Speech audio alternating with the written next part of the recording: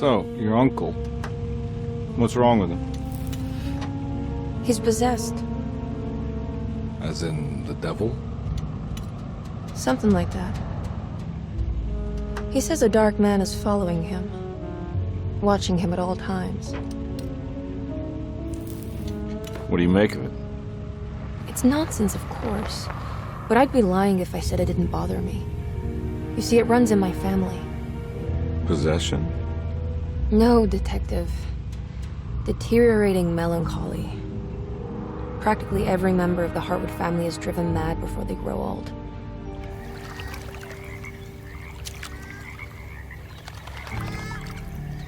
But Jeremy didn't kill himself.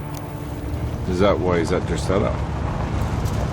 Despite being convinced that he is truly possessed, he decided to put his last chips on Dr. Gray and his psychoanalysis, figuring he might stumble upon some cure.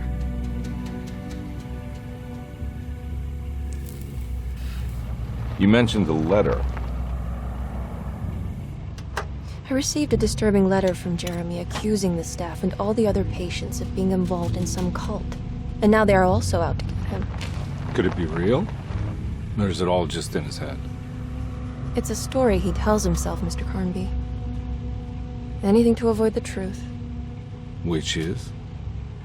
That we're all terribly insignificant. That people mean so very little to one another. That there is no one out to get Jeremy Hartwood because he isn't worth getting. Here we are.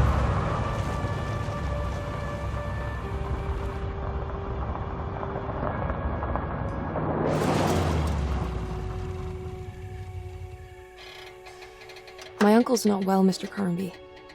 I want to make sure he's all right. Then what's my part in this? You couldn't get a cab? I just wouldn't feel safe going alone.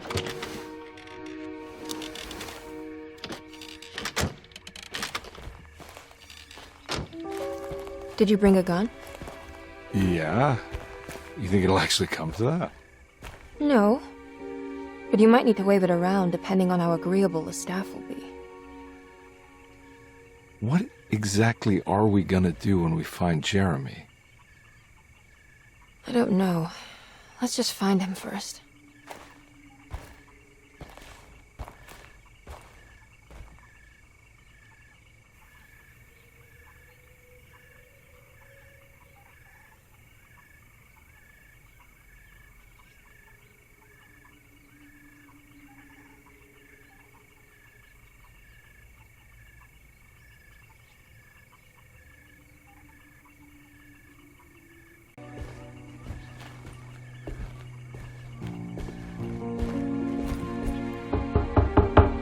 Hello?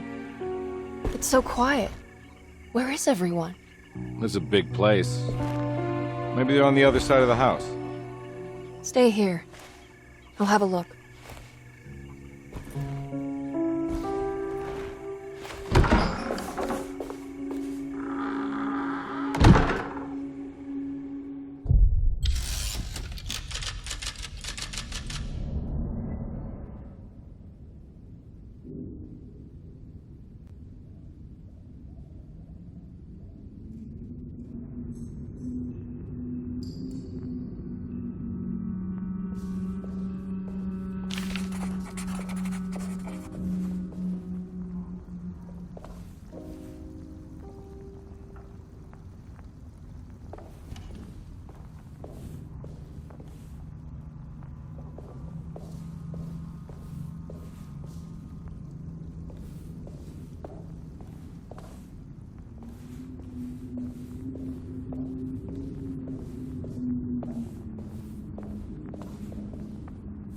What's this?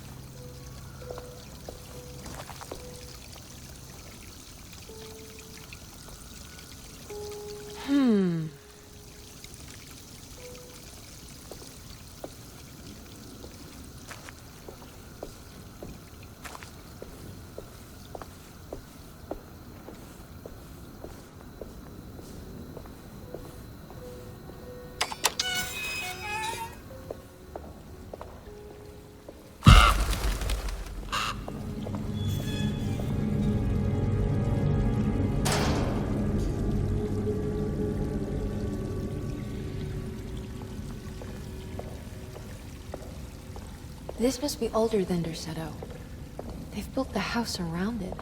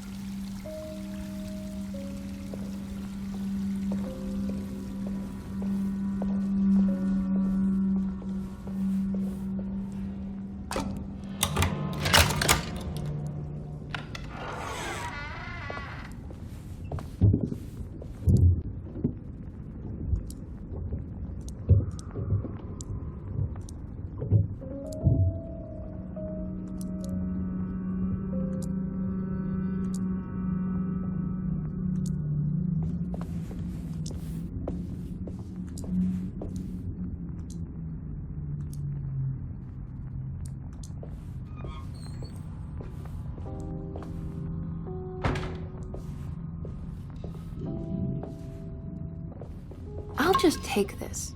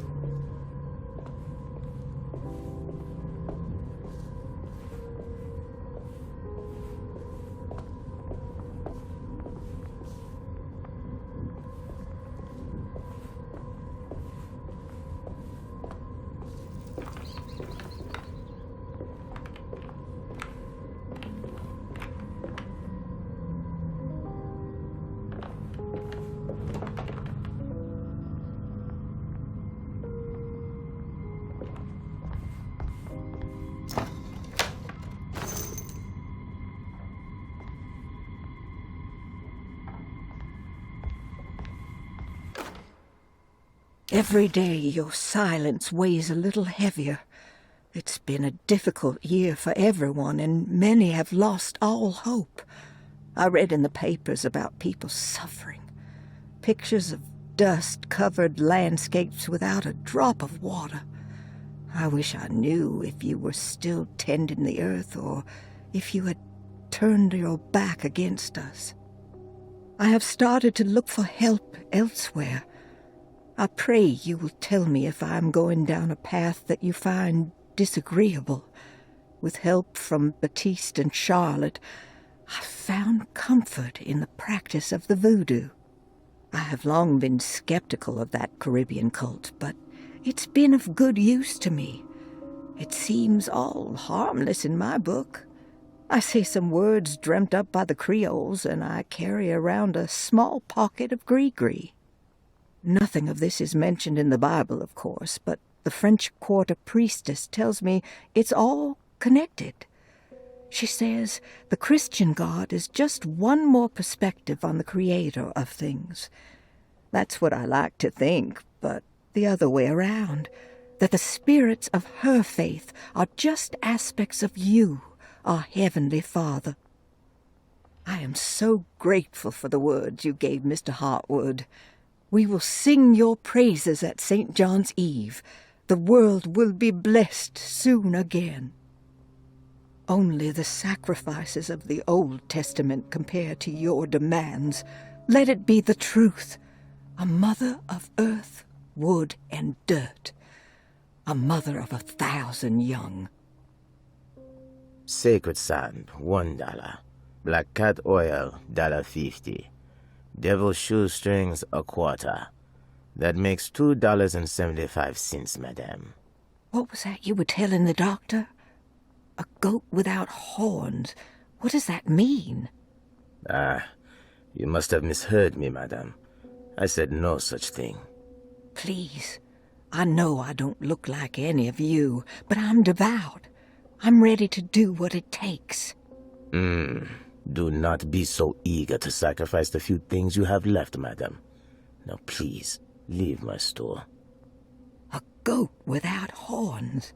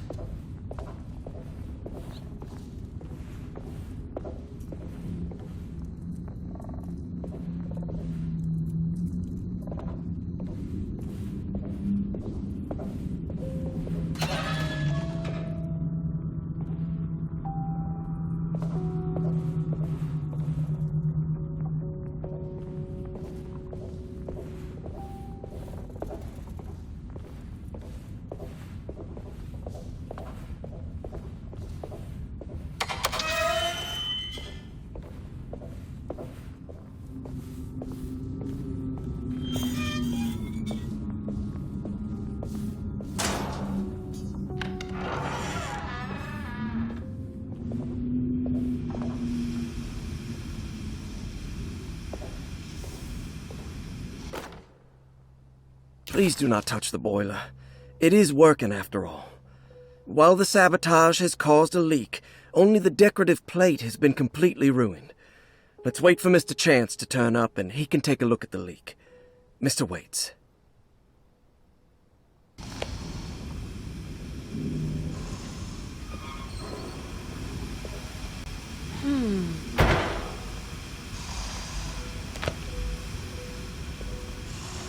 That doesn't look safe.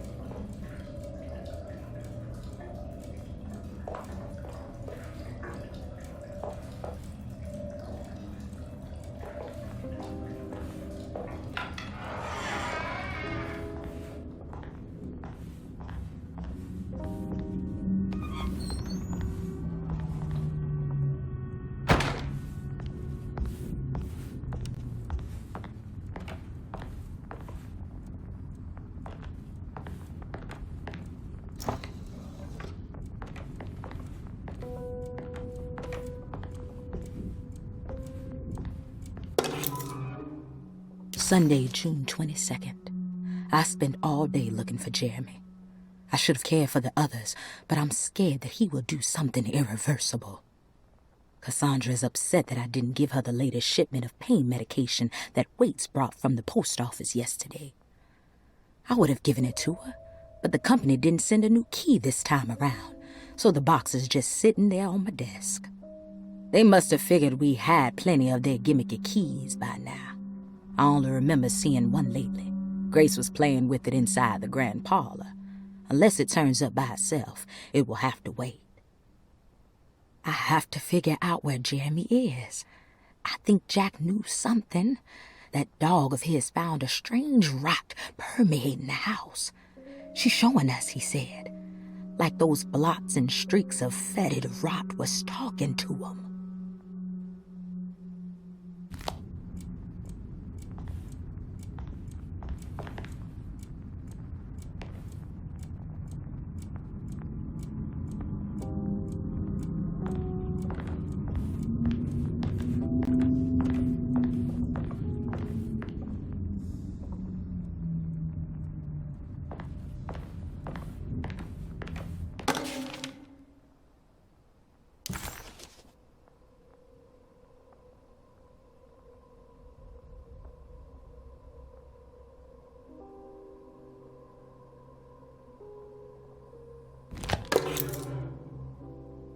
Ah, what's this?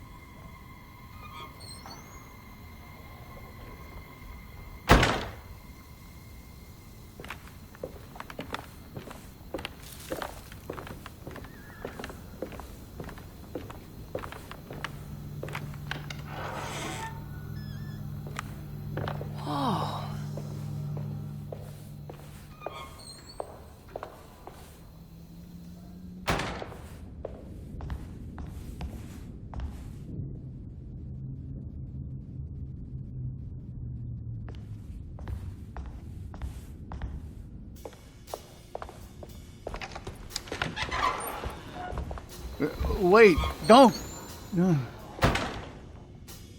Excuse me?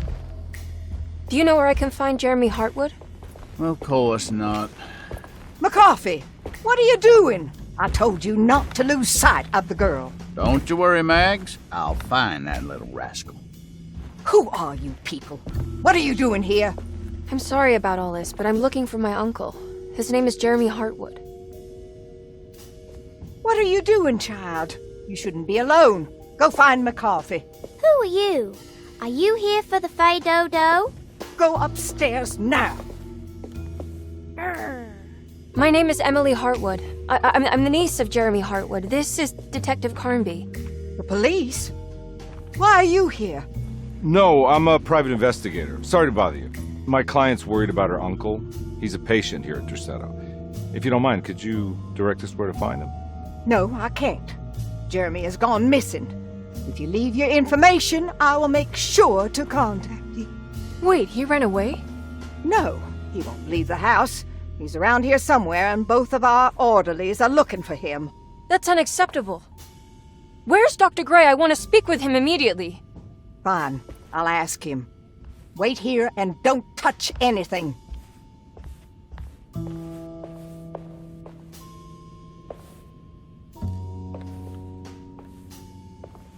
Do you want to see Jeremy's room? Can you show us? Follow me.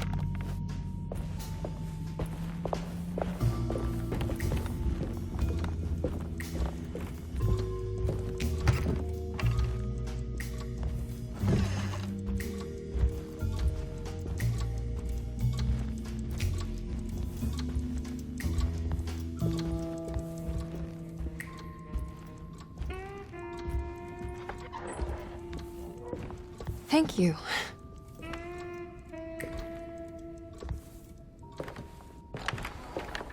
Strange kid.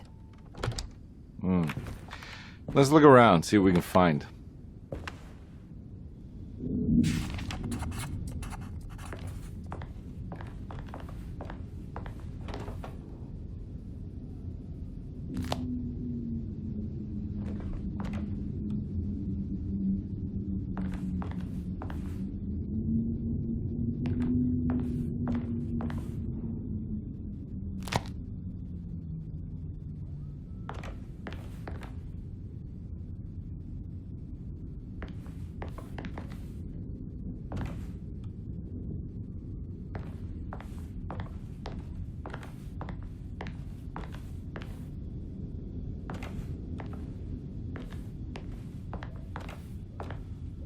What kind of stuff are we looking for?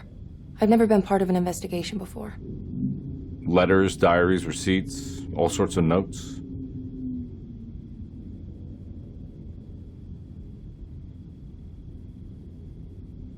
I've read about police analyzing teeth marks and blood samples and fingerprints to find criminals. Is that something you can do? No, that sounds more like the way the Bureau of Investigation does things. But, you know, if you do find teeth or blood, it's still worth mentioning.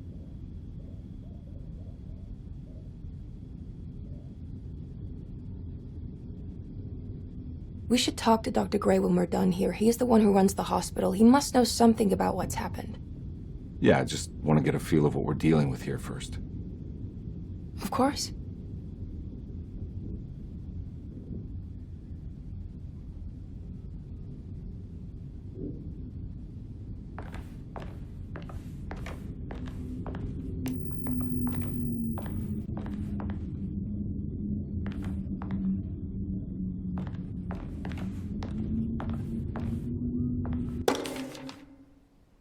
Every night the dark man stands opaque at the threshold of my room, counting the days until my spirit spills out of my tired shape. Only his pallid mask shelters my remaining sanity. Staring directly into the face of that demonic sultan would surely sunder time itself. Would he have looked the same to my father as he struggled for his life? Does his veiled face haunt my niece quite the same way? I wish so that I could rest my soul in that sunburnt convent of Tarawea. Would I find you there, Juan? or Senora Perosi, back from the beyond. Every night I hide from him, moving from one misshapen memory to another. Scenes conjured out of fantasy and delirium. Places I struggle to even paint. I wish I understood your death, Senora. Is there anything I could do for you but bury you in that bleak necropolis? That triumphant chapel rising above the ledges and the oven vaults shall be your sepulchre, where you may rest, and I shall weep. How did you first come to understand such things, Senora? How did you know that the battered boiler in the basement would lead me to Lafayette Cemetery? Or how the old upstairs clock, with its astronomical motifs, would take me to that hateful mound outside of Claremont Harbor? Those are my memories, my past. Is there perhaps a chance, if ever so small, for me to see Tarawaya? Oh, I want that more than anything. Please, let my talisman take me there. Let me sit with Juan under his Bodhi tree.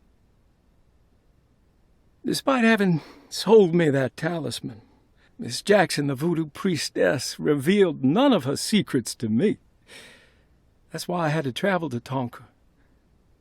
Instead, she cruelly told Baptiste, my caretaker, that he would be betrayed and killed in the most awful way, that the one he loved would pierce his thigh with a sharp spear, and that he would be devoured by his own mother.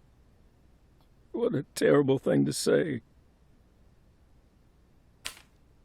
The people of Deseto are becoming dangerous. They do not understand what they are doing. I must do something to stop them.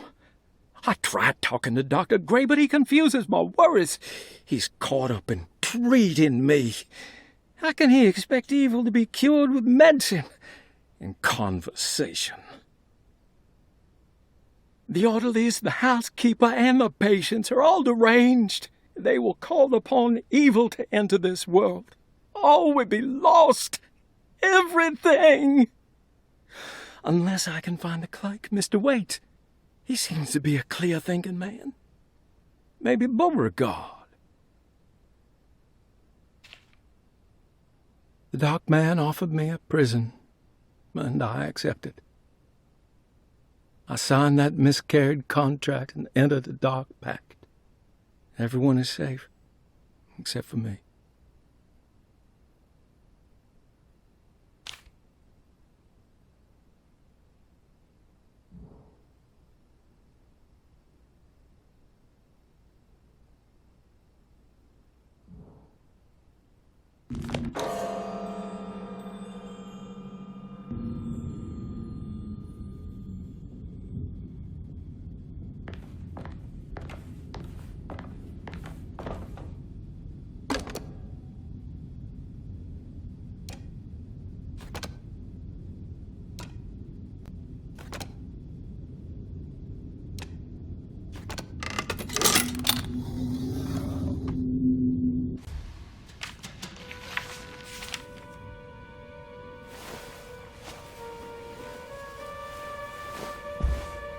Have you ever seen anything like this? Looks like a talisman. You mean like this one?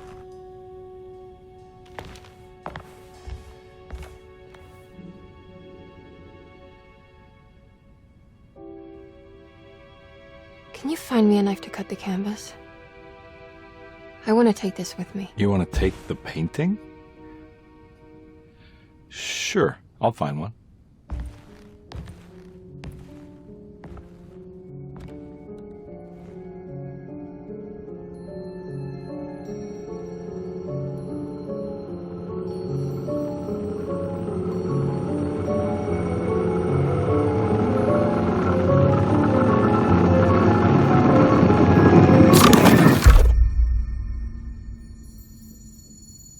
I found this tube as well. Should keep it safe for you. Do you want to carry it, or should I? Miss Hartwood? Emily? I'll take it. Thank you. We're done here, right? I'm not sure. I don't know how to do any of this. Listen, I think we should talk to Dr. Gray. He must know something about what's going on around here. Okay. Let's do that.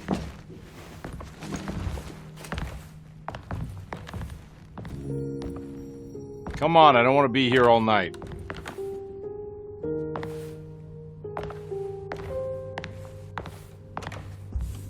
Detective Carnby? Where did...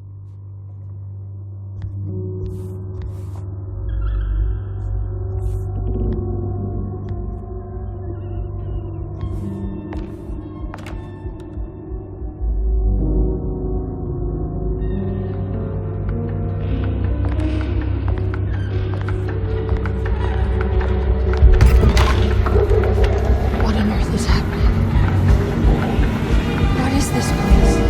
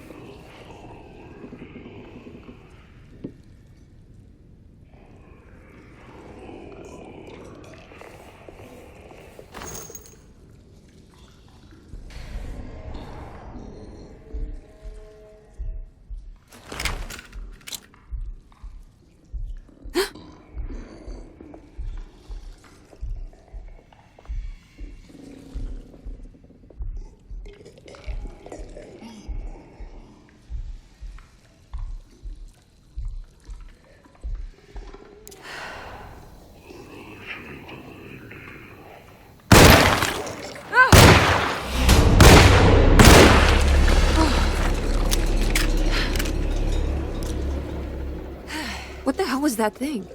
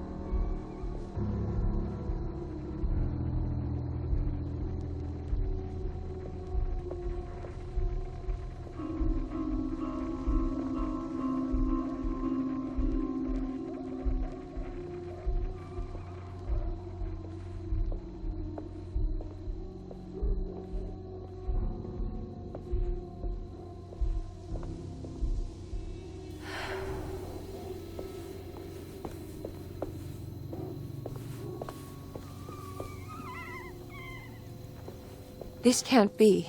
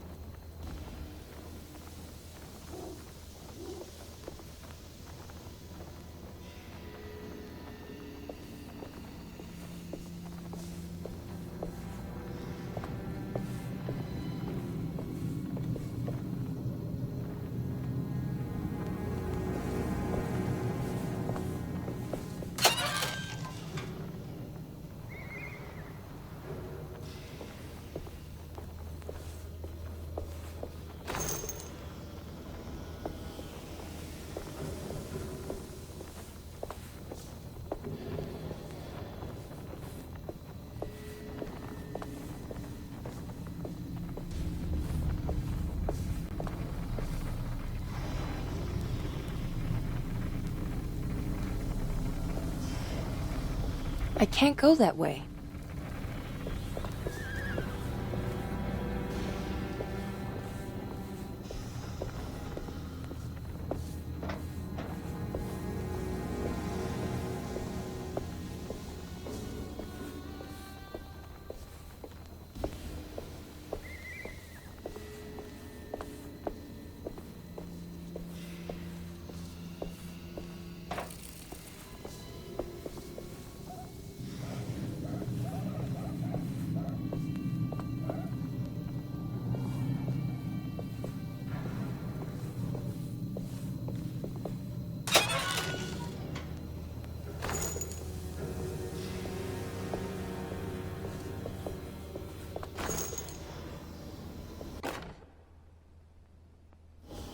Oh, what's this?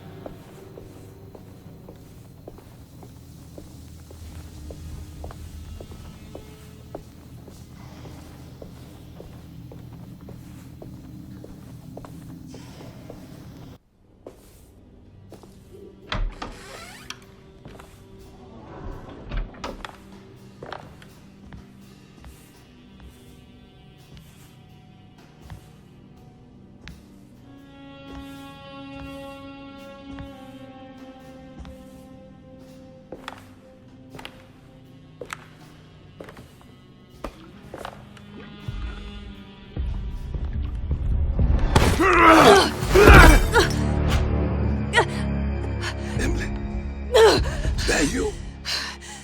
Baptiste? How'd you get here? I was back at Derceto. Looking for my Uncle Jeremy? Jeremy's your uncle. I didn't know. Why would you? You're still working at Derceto? Yeah, both me and Lotta stuck around. We're real orderlies now. You remember my sister Lotta, don't you? What happened, Baptiste? How are we here? You know about the dark man haunting your uncle? I'm familiar with his mental state. I think we all in his head somehow. Because these streets are real, but they're not like on any map. Nah, this is like when you remember something, but in the wrong way.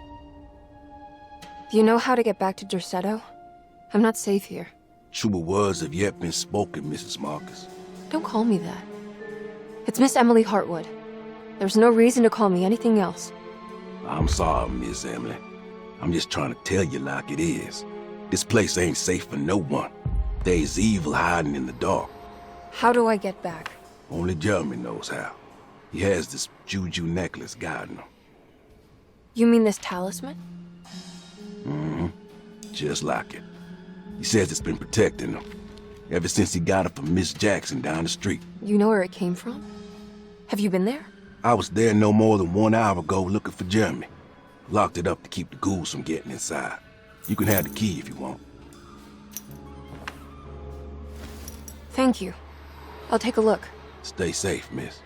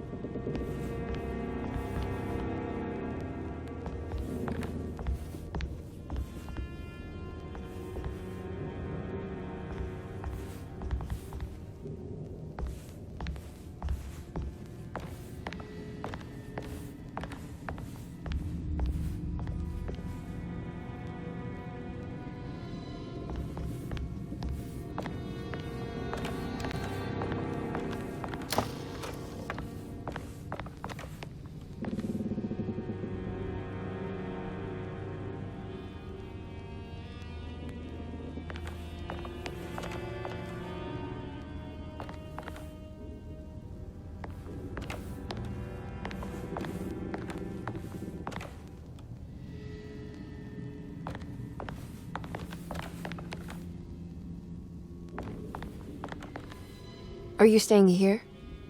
For a while. Want to see if Jeremy shows up.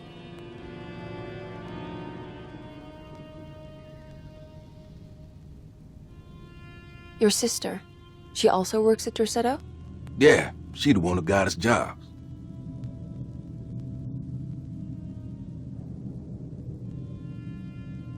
Be careful, okay? You said it, miss.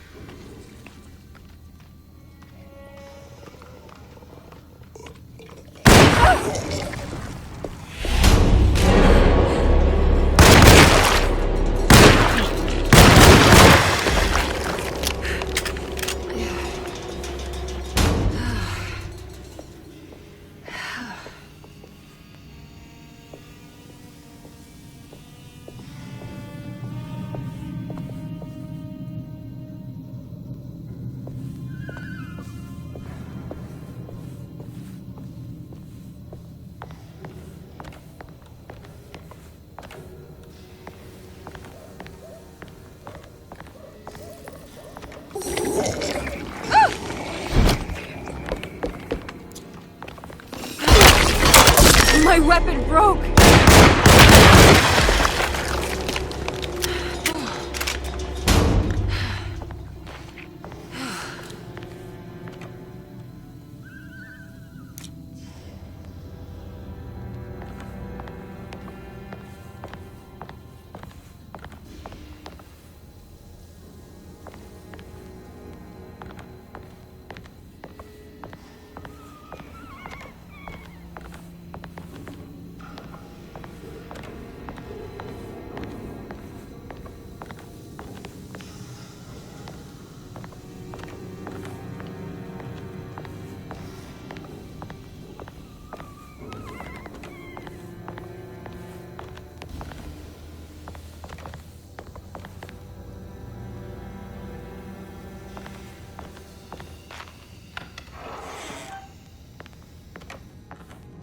This must be Miss Jackson's place.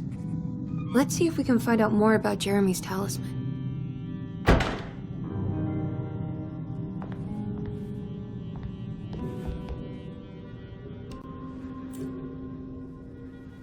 It looks exactly like Jeremy's talisman.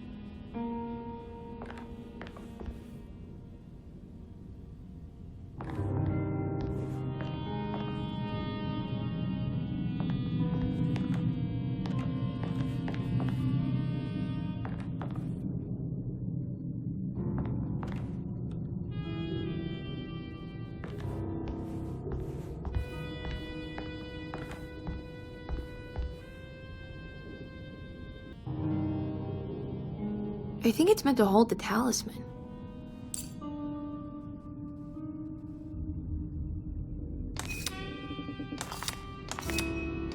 I'm not sure what numbers I should use. Maybe there's something in Jeremy's notes.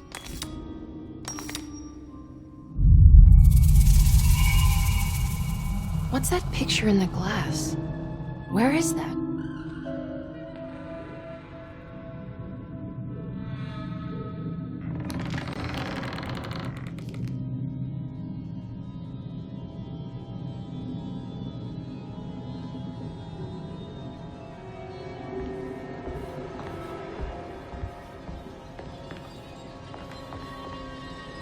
Good to see you again, Miss Hartwood.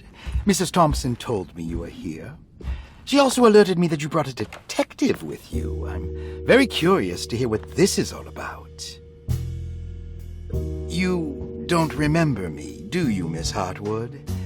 We met at your family's house in the Garden District, when your uncle was about to be admitted under my care. No, I remember. Sorry. I'm not really feeling well.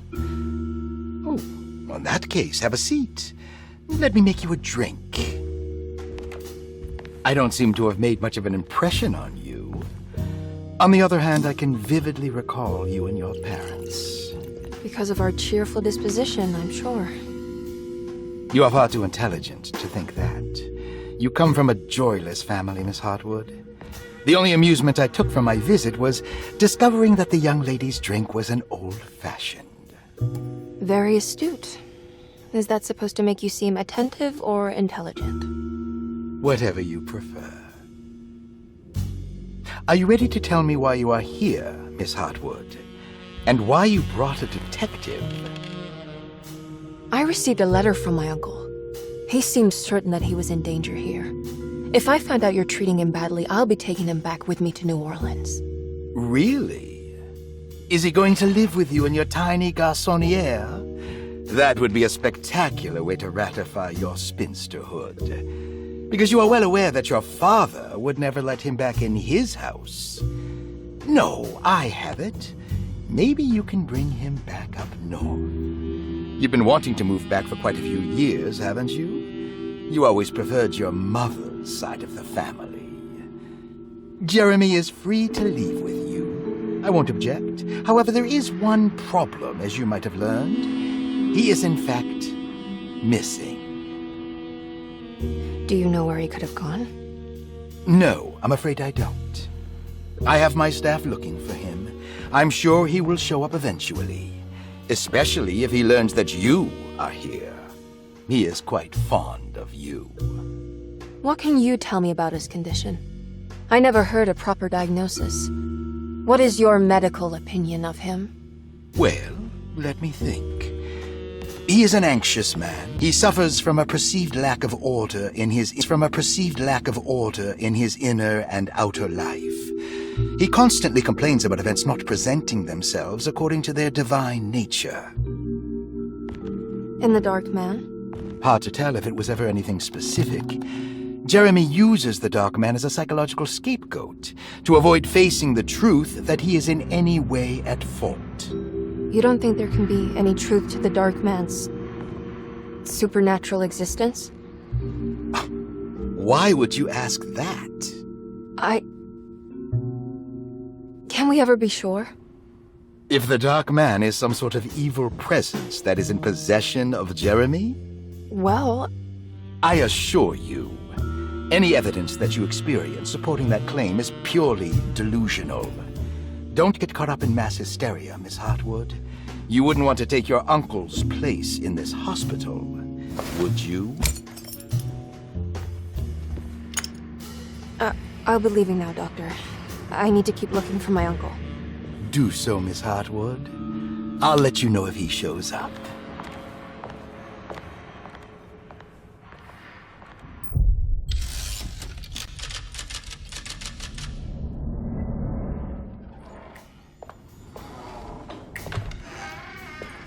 Detective Carnby! God, I'm glad to see you. I was afraid you had left. Me? You're the one who just disappeared. It's hard to explain. I think I blacked out. It was like I went somewhere else. It's okay, miss. You're clearly upset. No, I don't know what's happening. This is a very stressful situation for you, I understand. Ugh, no, you don't understand. Just take a deep breath. Why don't you sit down, smoke some of the Perique? If you want, I could even drive you back to New Orleans. I just want to have a talk with Dr. Gray first. I want to stay. I found a talisman just like the one in the painting. I think I might be able to figure out where Tarawea is, where Jeremy wanted to go. That's great. Just stay out of trouble, okay? Let me handle the investigation. I'm not crazy, Detective. Not yet. Okay, catch you later.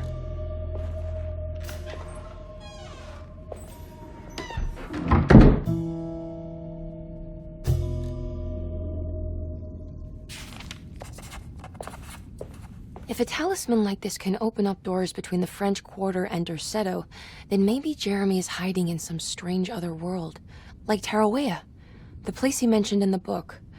No matter where he is, it's clear that my search won't be limited to Derceto.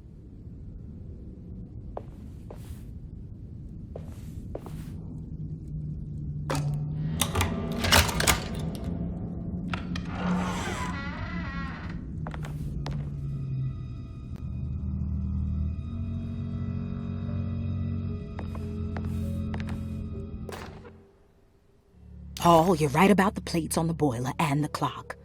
They have been sabotaged, and I think I know who did it. They have something to do with Jeremy's episodes and how he seems to disappear at night. Right now, it's important that you keep an eye out for any of the pieces. I want to find out if I can repair the plates. Let me know if you find any of them. Lottie.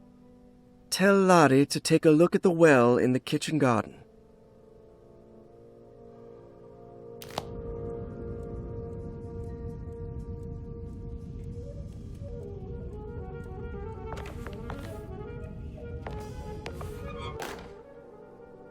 saw your notice in the boiler room. You should know Mr. Chance won't be coming back. I got no business being in there myself, but you can take a valve from the wine cellar if you want to try to stop the steam pouring out. Be careful.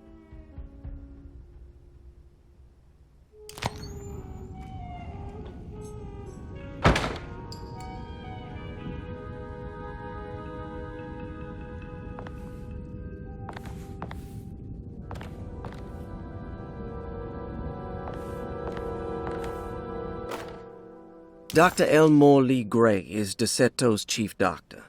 Accounting and all administrative work is handled by me, Paul Waits. Magdalena Thompson, or Mags, is responsible for the household. Jean-Baptiste and Charlotte Tabois are responsible for keeping the guests' medical regimens in check. Finally, Jack Chance is our gardener, who can occasionally be seen in the conservatory, but is for the most part busy outside. There are currently 6 guests at DeSeto. Malcolm McCarthy and Ruth Tallant reside on the first floor. Jeremy Hartwood, Elisabetta Perosi, Grace Saunders, and of course Cassandra Beauregard live on the second floor.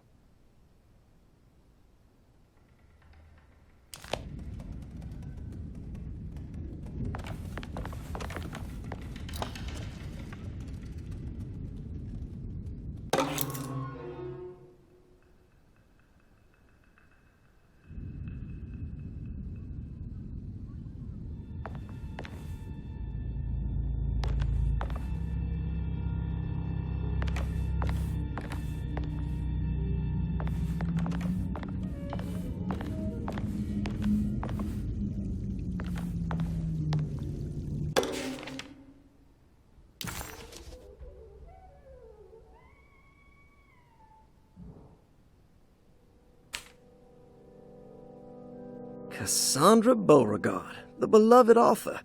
Very exciting, isn't it? What do you want to put down for reason for admission?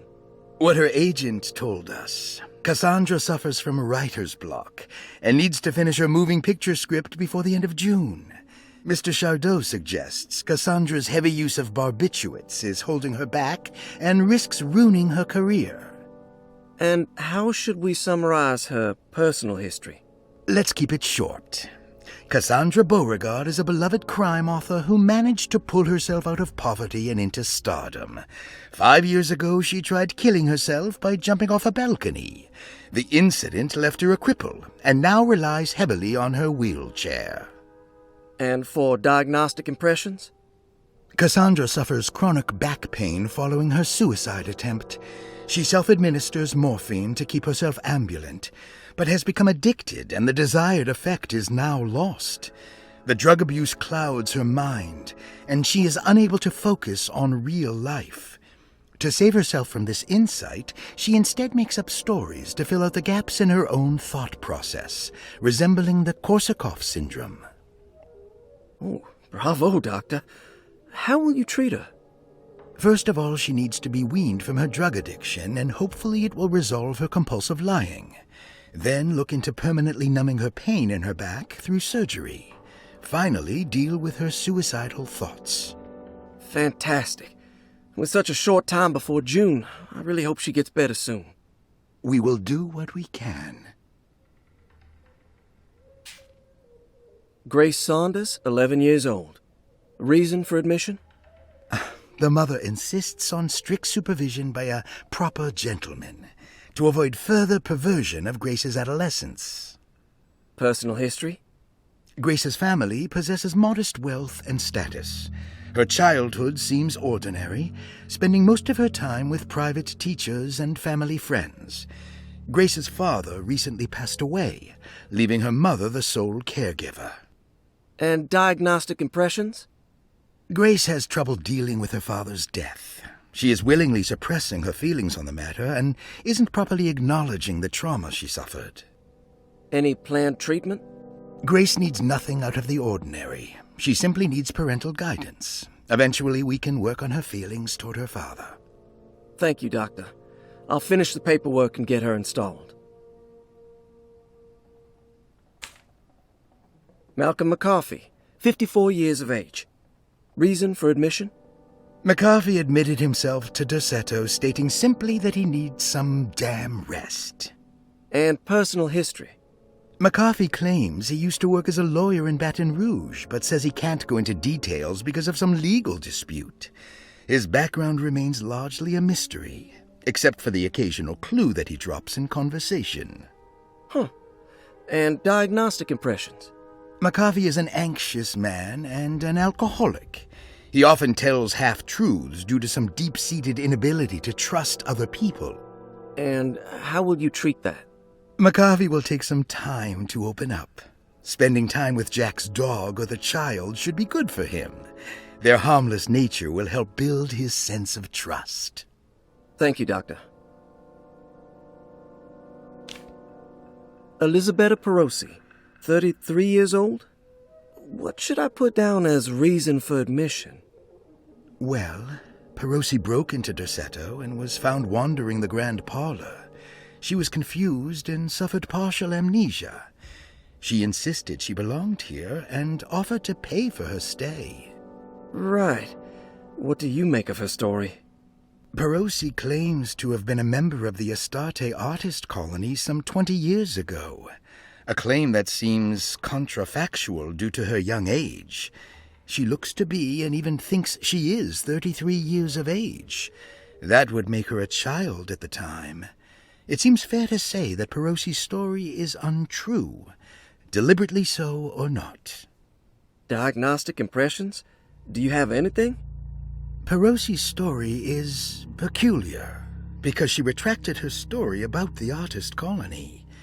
She no longer claims to be the same person as Elisabetta Perosi. However, my staff's research has confirmed there was a Perosi at that time who was in her early 30s. I suppose this case will take some time to investigate. How will you go about it? I wanted to contact the real Perosi, but it seems the whole colony disappeared one night. September 29th, 1915, during a hurricane. I will have to take it slow and figure out what this spell of impersonation could have been. Oh, I'm sure it will all clear up eventually. Thank you, Doctor. Ruth Talon, 29 years of age. Reason for admission? Ruth's father wishes that his daughter be removed from New Orleans nightlife for the foreseeable future. He fears that her overly free spirit is tarnishing the family's reputation. Sounds simple enough. Personal history? Ruth comes from considerable wealth. Her family owns several hotels and restaurants. Unlike the rest of the family, her sense of adventure has taken her around the world, including France during the Great War as a photojournalist. The last decade, she has provoked many rumors of being a debauched flapper, bordering on nymphomania. And diagnostic impressions? Despite her father's frivolous reasons for her to be admitted, Ruth does seem to provide an interesting case. She is refreshingly open and doesn't shy away from talking about her life during the war or her continuous celebration after returning to the States. She is admittedly a sexual deviant and feels no remorse. And her treatment plan? Simply staying at Dorsetto should do wonders for Ruth. If not, at least for her family's reputation. Ruth doesn't need to change, but with therapy I might be able to share with her some sympathy towards her family. I doubt she will settle down and become as dull as the rest of them, but at least she might try to be more discreet in the future.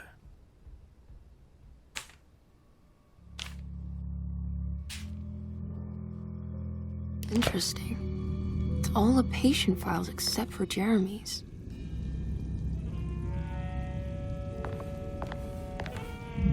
Looks sturdy. Doubt I'll be opening this.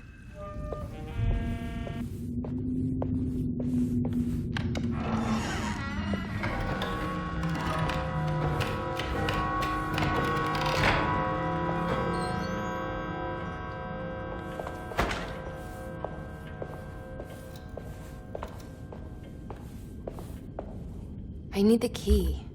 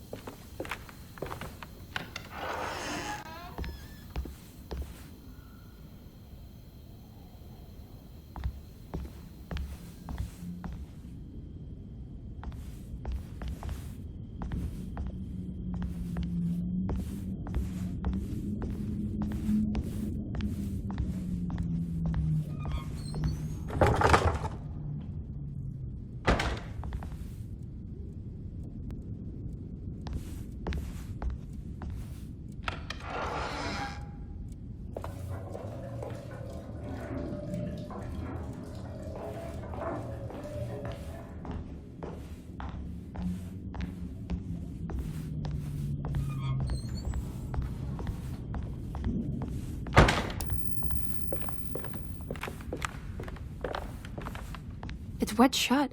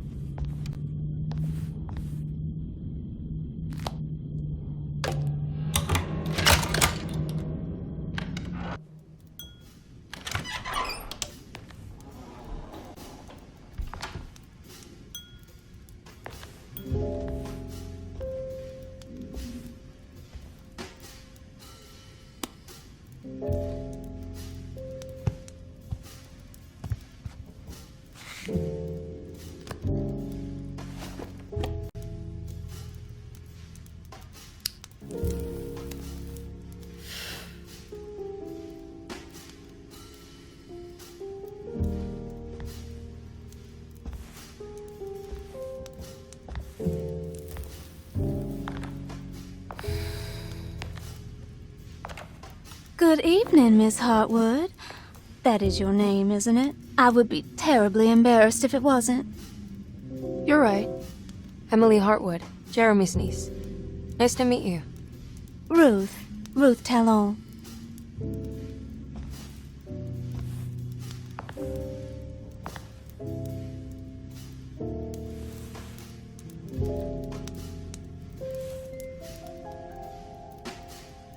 Is that Perique you're smoking? How terribly quaint. Maybe so, but I like it. Would you care to share some? That smell is making me feel very nostalgic.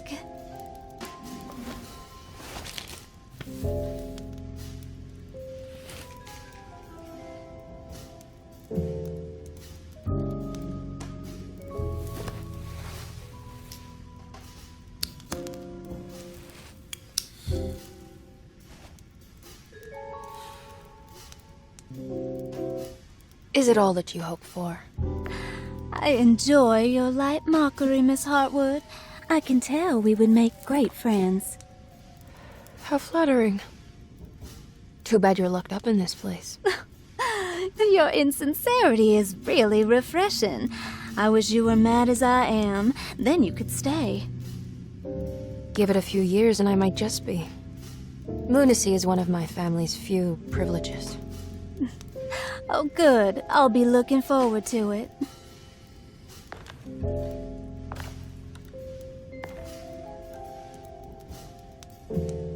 You don't know anything about what happened to Jeremy, do you? Everyone here is really strange, and it's hard to know what to make of anything you hear. Occasionally, it sounds quite exciting, though.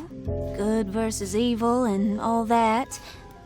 I'm sorry, but I don't think I have anything useful to share.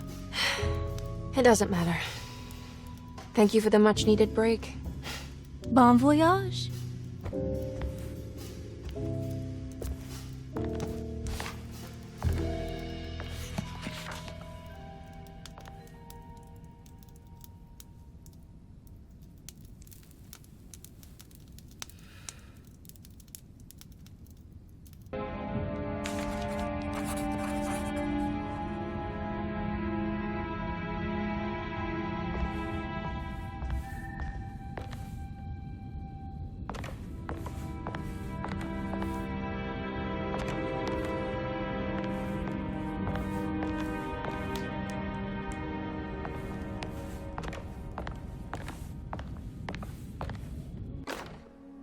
Lost Plantations of Louisiana, Thierry Briclot, 1917.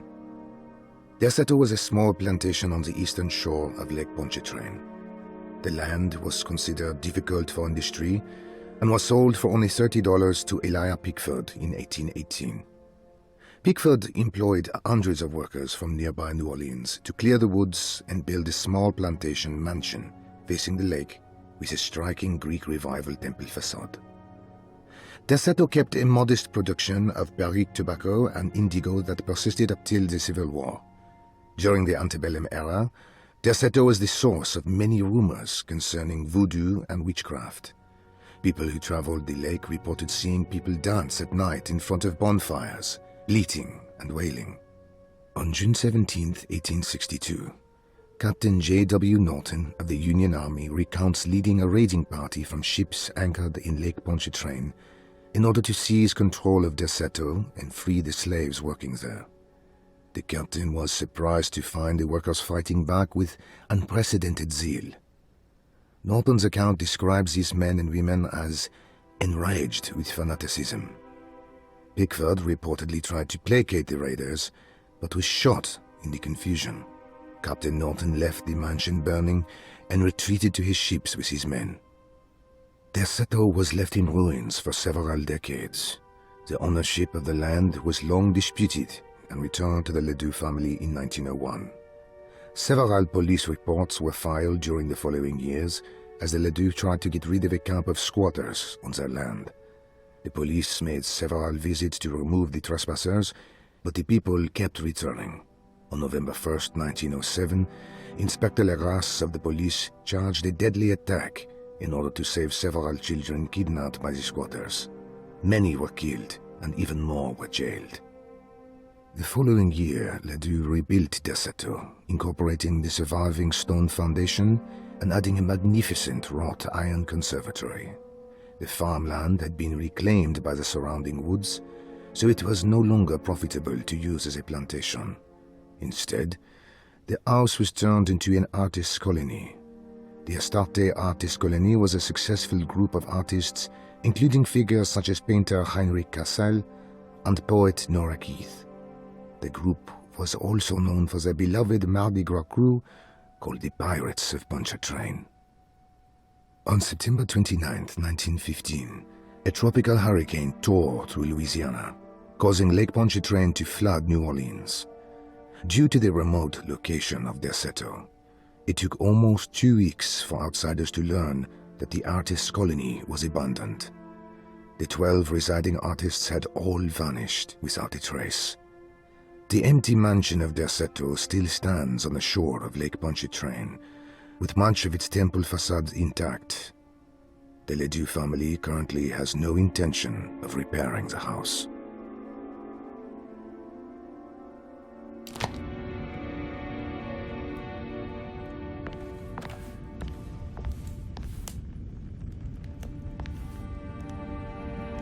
Are you reading anything good?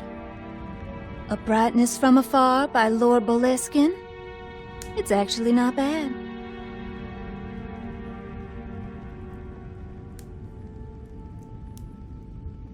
You know where Detective C.R.M.O is? Oh, you don't need him. You're doing fine.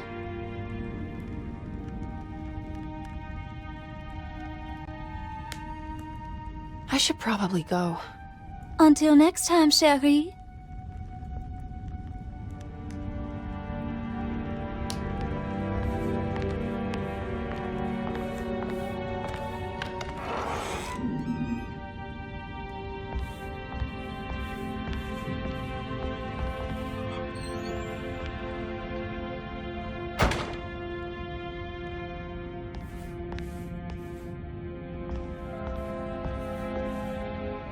Now this'll come in handy.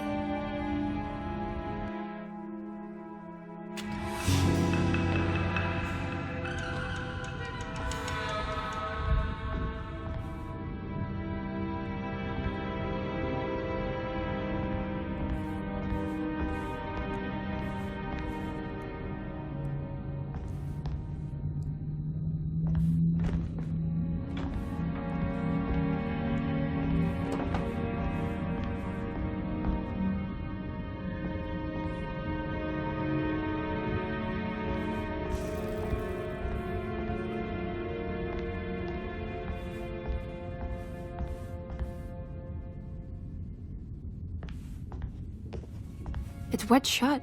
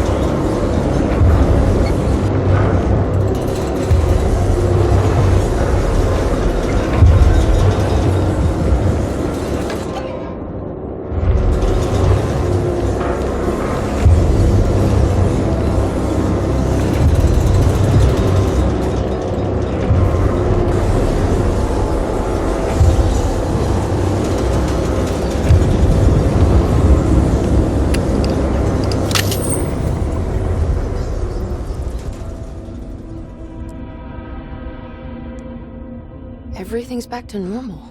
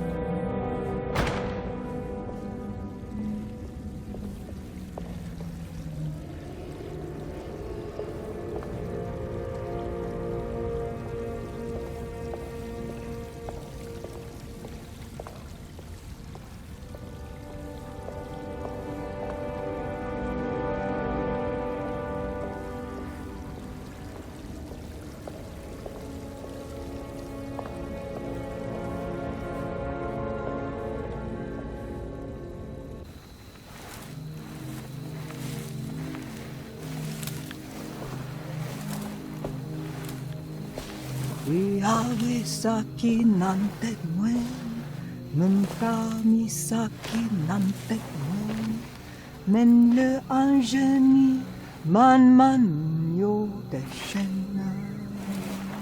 What are you doing sneaking around? You almost scared me to death. I'm sorry. I didn't mean to disturb your ritual. I wouldn't have guessed voodoo was in practice at a place like this. The doctor may be all about science, but I know these roots have power. Do you know what's going on here? I have a feeling Derceto is cursed. There are several players with stakes in this game. Derceto isn't cursed or blessed. It's a battleground. And it would all be a lot better if you could get your uncle out sooner than later. That's all I'm trying to do. I wish you the best of luck, Miss Harwood. I really mean that. Now, if you'll excuse me, I need to look after my gumbo.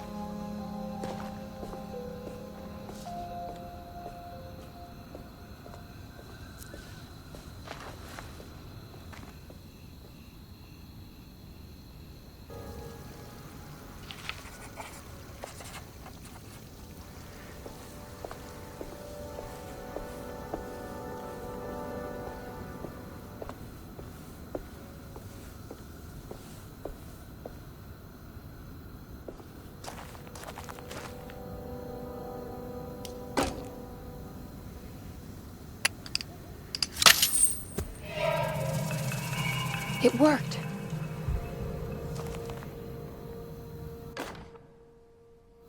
What's this?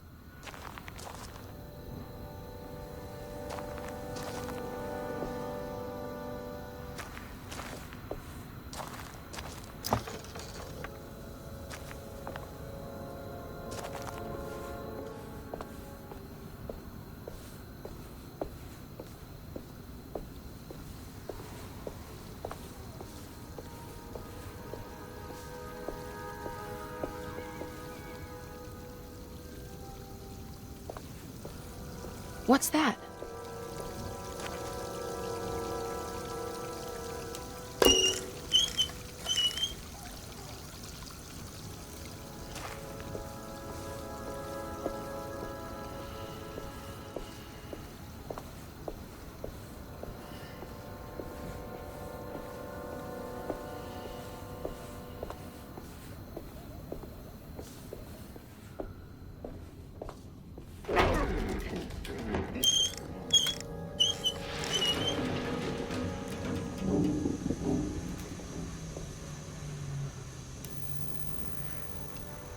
There we go.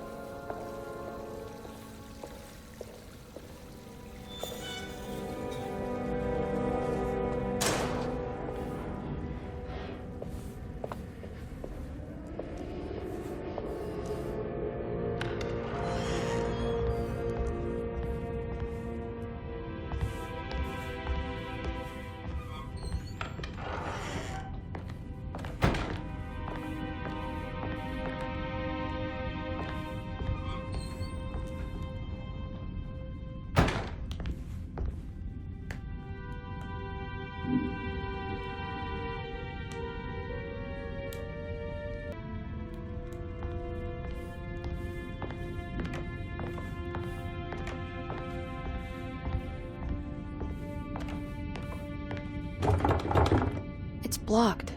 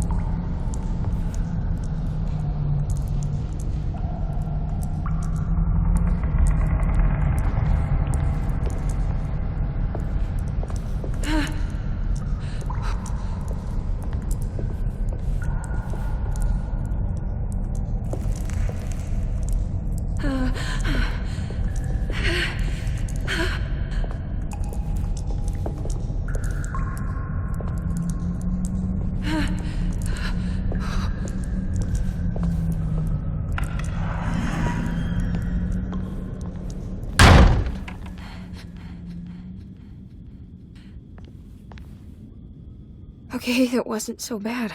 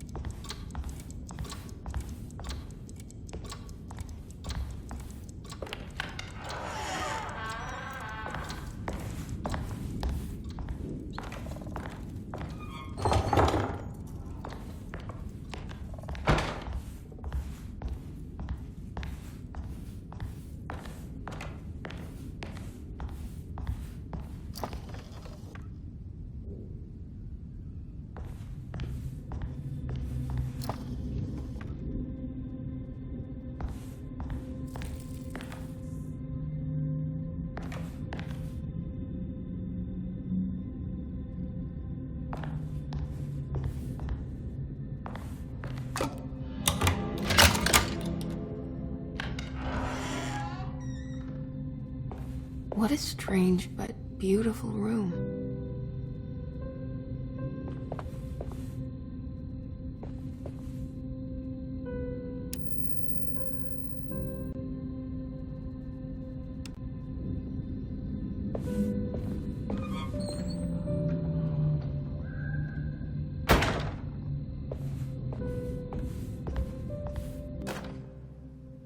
I did it! I crossed the thresholds to my intended destination without a focusing device. My talisman now knows these roads, and I have no need for the plates. I can find my way to Lafayette as easy as I find my own room. I visited the grave of my father and seen the oven waiting for me. Thank you for opening these doors. I now must summon my courage and go back to that hateful mound outside the oil rig. I hope you'll be feeling better when I return. Jeremy.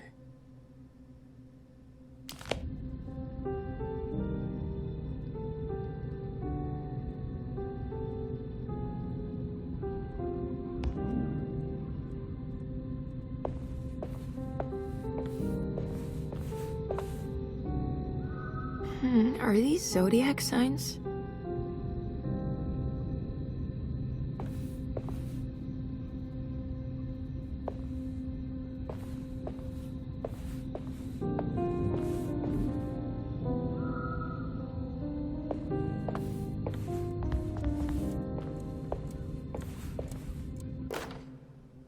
Will I need to remember how to get them out again? They are locked up for good reason. I am sure she is still able to whisper the answer in the ears of the wrong people. But not for long. I will see her burned soon enough. That black goat will be sacrificed to put an end to it all. Then it will all be over. No more Derceto, and sadly, no Astarte. Those good pirates of Pontchartrain. May you still sail the lake, until you find the shores of Hali.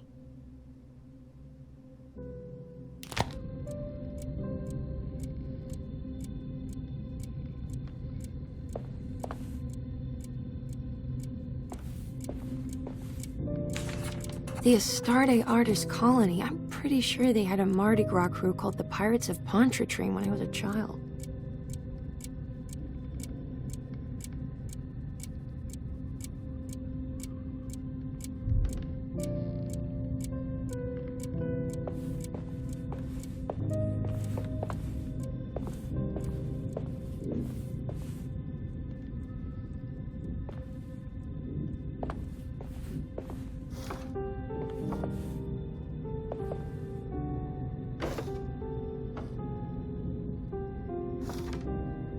There's some aggressive-looking rot on these paintings.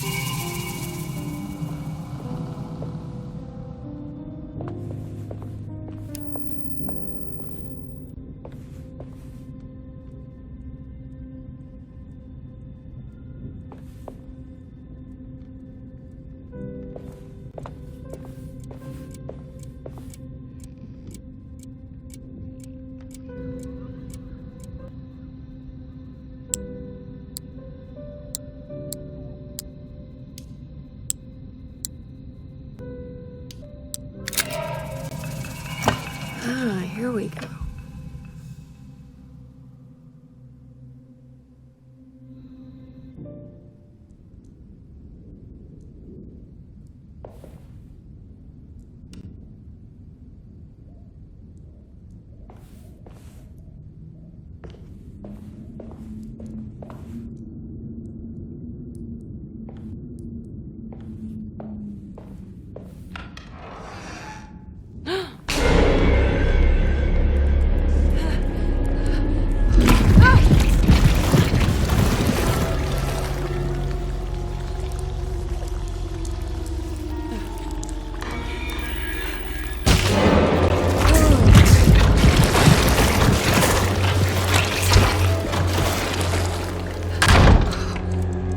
don't have any bullets left.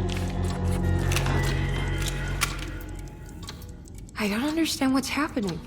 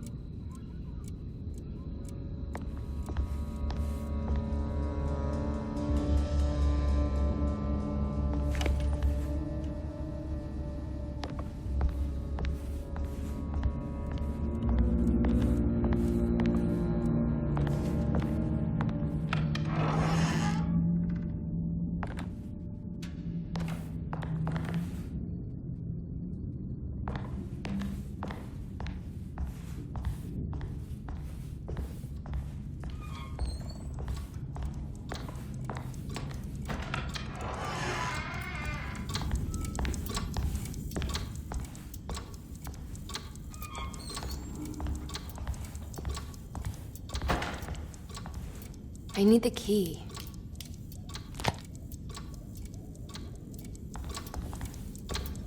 What's that stain? Looks like some kind of rot.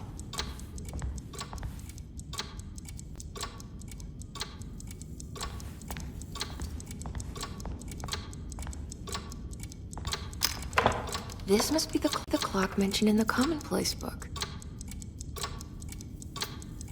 This looks like the thing that held the talisman in the French Quarter, but it's broken and missing some pieces.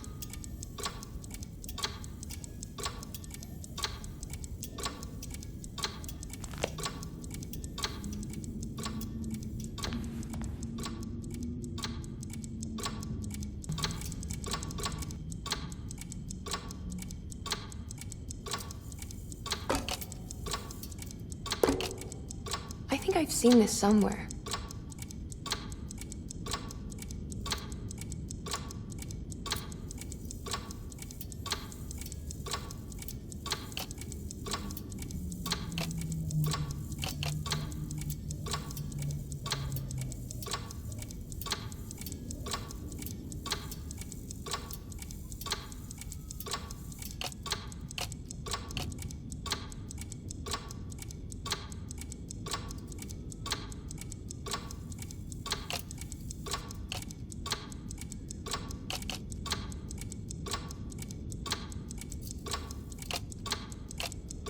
There was something in the commonplace book about this.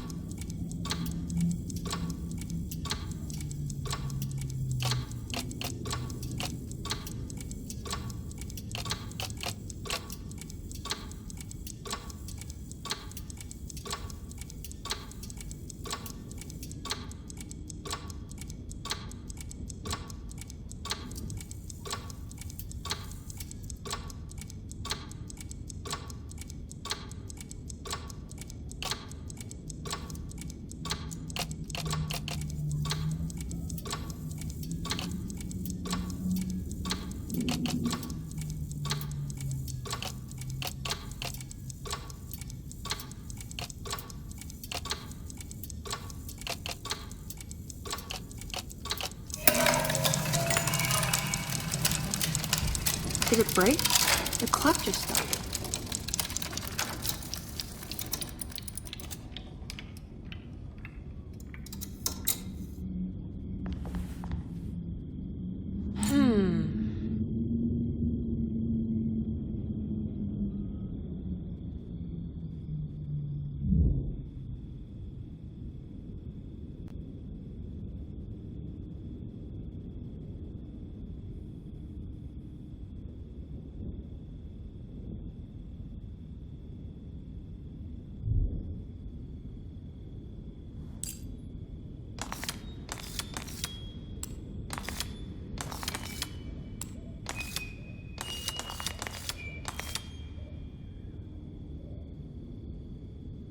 It's showing me something. That's just the hallway outside Jeremy's room, isn't it?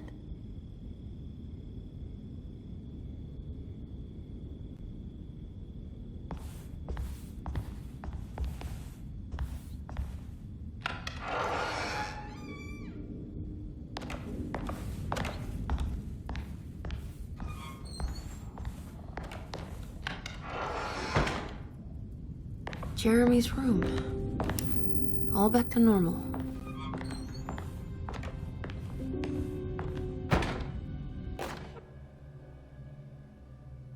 Emily's here.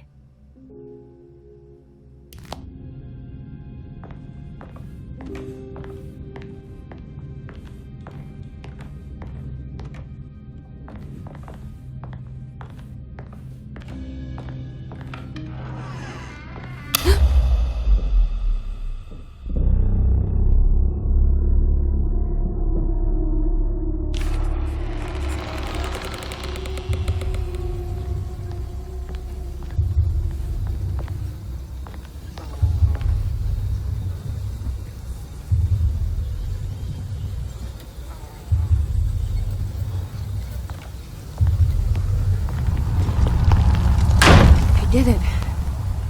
I opened up another dream.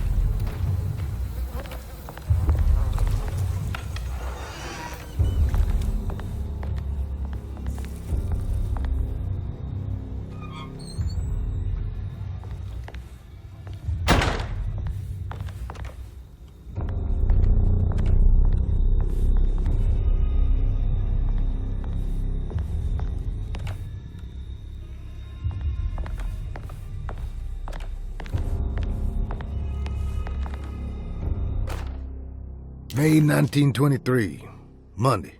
All okay, ready for delivery. Maintenance, oil pump must be serviced. Any tampering causes large spills unless properly forestalled. Tuesday, shipment delayed but delivered. Maintenance, service bridge close to broken. Wednesday, prospectors reluctantly agreed to show the burial mound to Mr. Hotwood, a painter, who read about our finds in the papers. He means to return tomorrow and try to find a way inside. Thursday, Mr. Hotwood's efforts delayed. The workers seemed nervous about his presence. Hotwood promised not to return to the compound. Instead, he has taken up an offer by L'Officier, the riverboat captain, who means to pilot him to the site tomorrow morning. Hopefully that's the end, and work can resume. Maintenance, Bridge from the oil tower to the bayou has collapsed. Sabotage suspected. This is the devil that guides us now. Huh.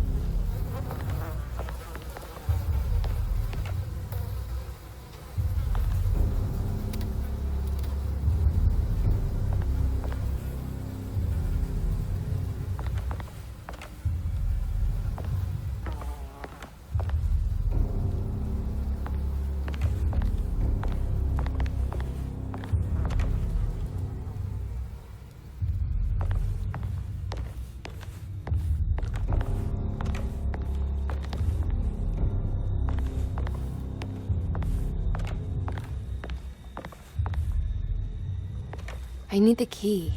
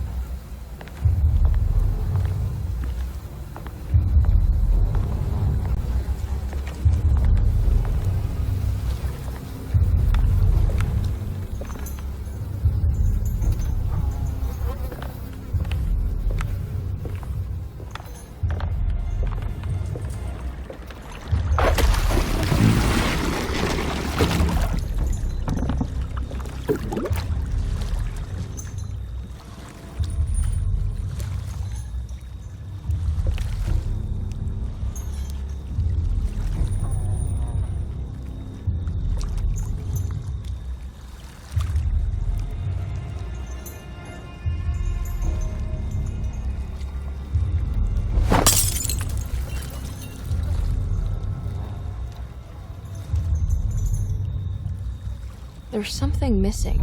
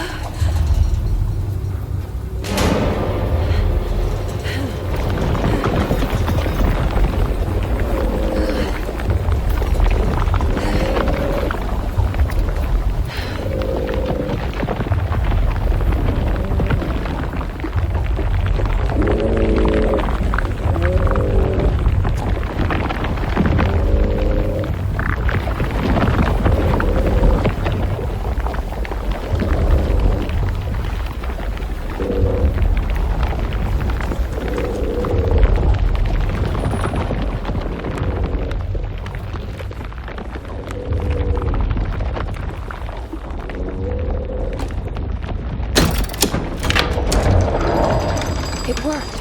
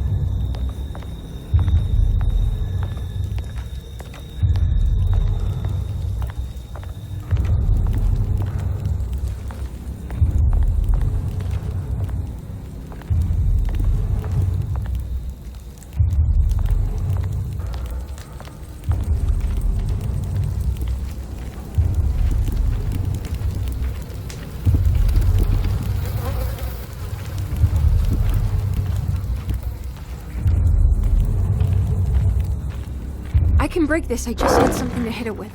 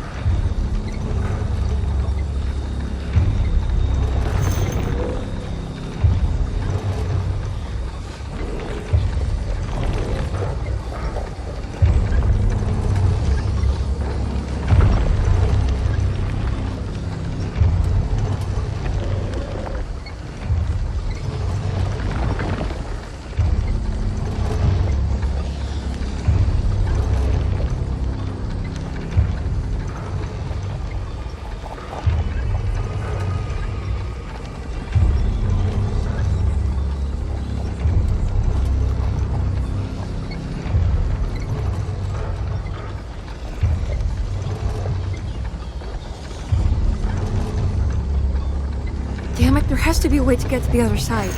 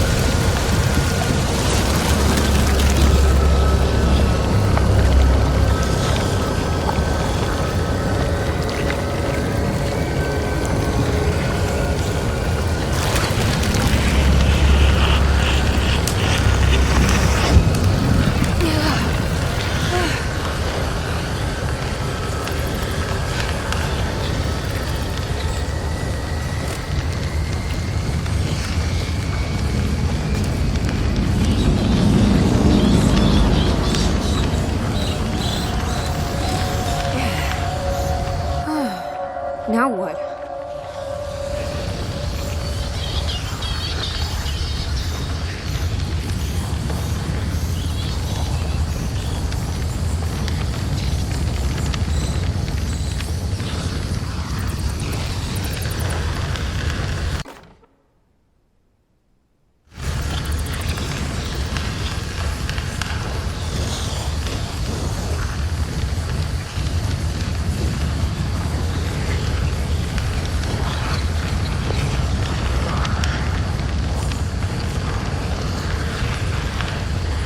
Don't look down, Emily.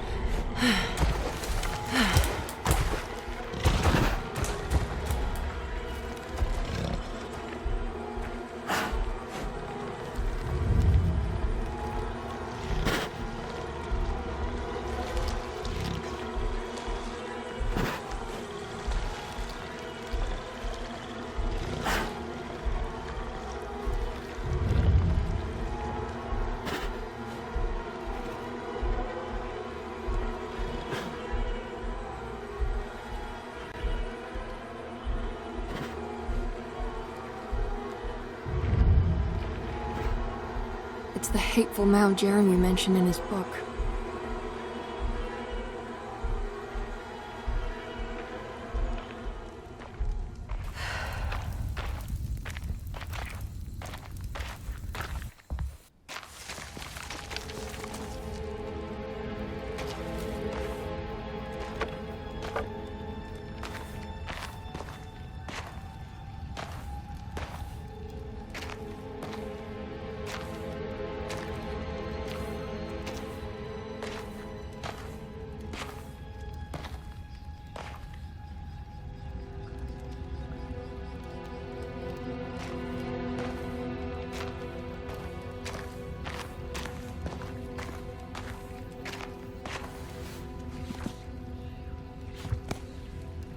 Jeremy, you dropped your...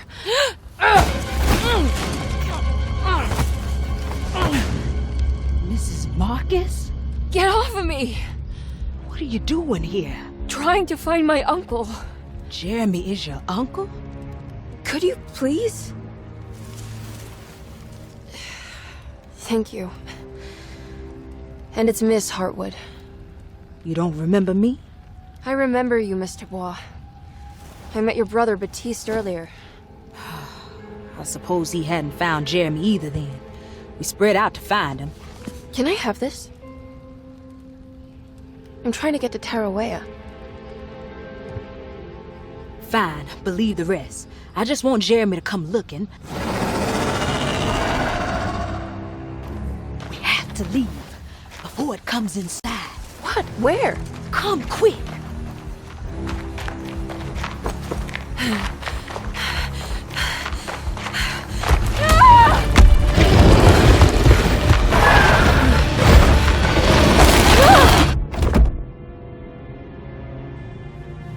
Oh, God damn my soul.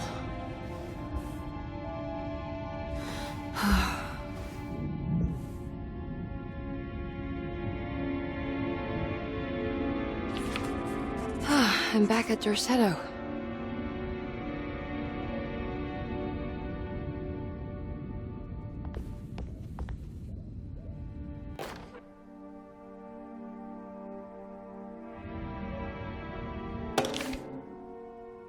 Reflections on the Power of the Verb in Certain Texts by Juan Luis Jorge.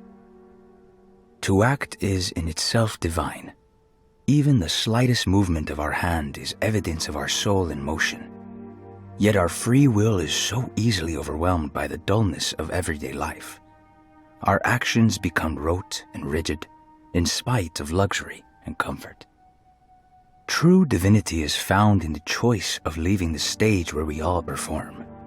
People who discover this freedom unexpectedly will be struck by the terror of this revelation and become paralyzed, or worse, turn to suicide. However, if you are able to weather that storm, you will discover that there is a divine path beyond that fear. There is a chance to dismount your destiny and make something new. Something that hasn't been planned for or predestined. There is difficulty in explaining this type of acting as it transcends our everyday choices. This isn't some banal decision choosing one career over the other, or even who I should marry. Leaving the stage, no matter how, isn't a matter of course correction. It's a rejection of the story that the Creator is telling.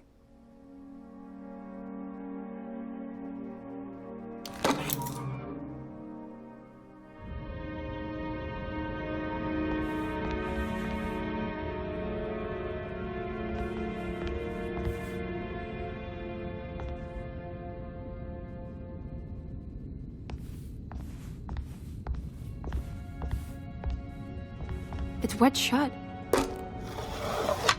It worked.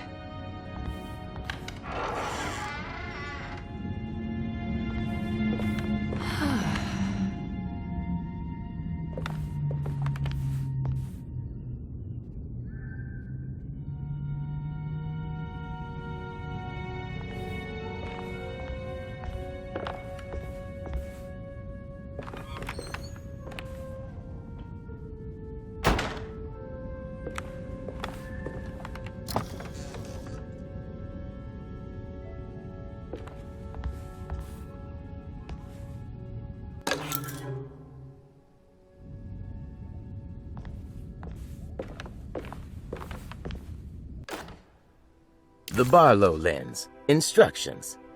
To double the magnification of your telescope, simply fit this Barlow lens to your instrument. Then operate the fine tuners to adjust the distance between your lenses. This is easily done while looking through your eyepiece. Simply search for a position where your picture is clear and appears flat. When correctly tuned, your telescope should present a clear picture with magnificent magnification.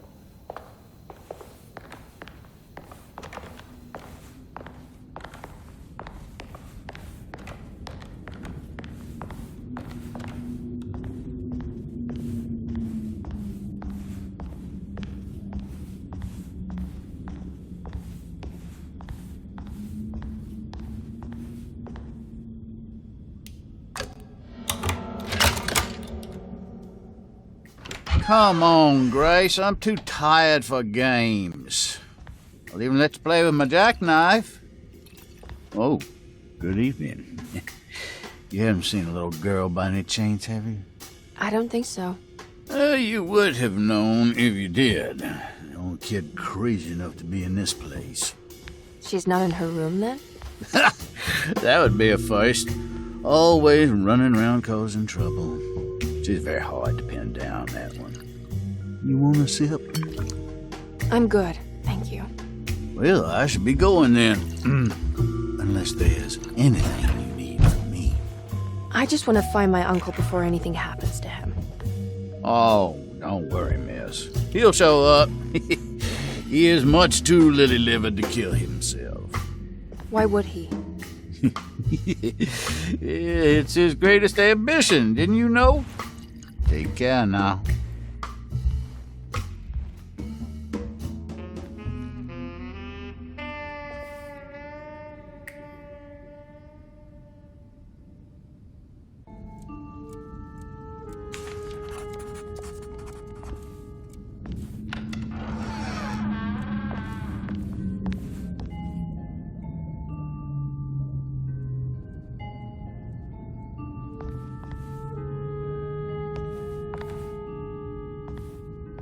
So this is Grace's room. Cute.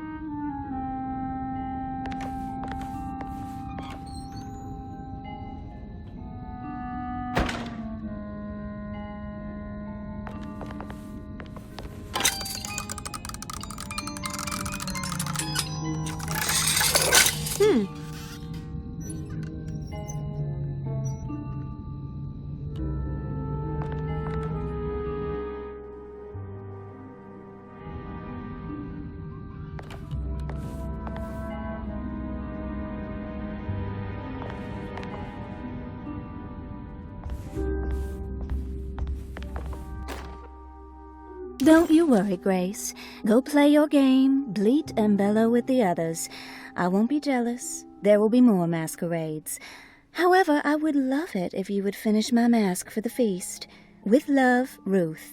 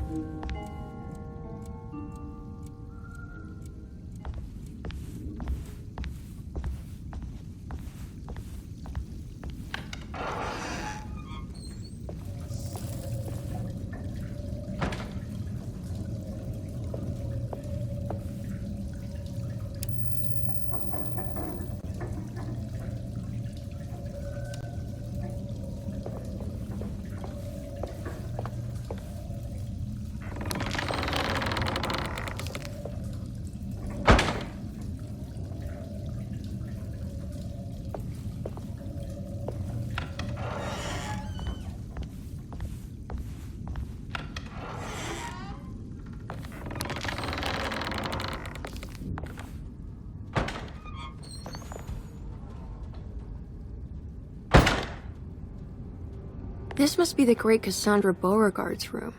I'm not sure what I expected. Maybe something more extravagant?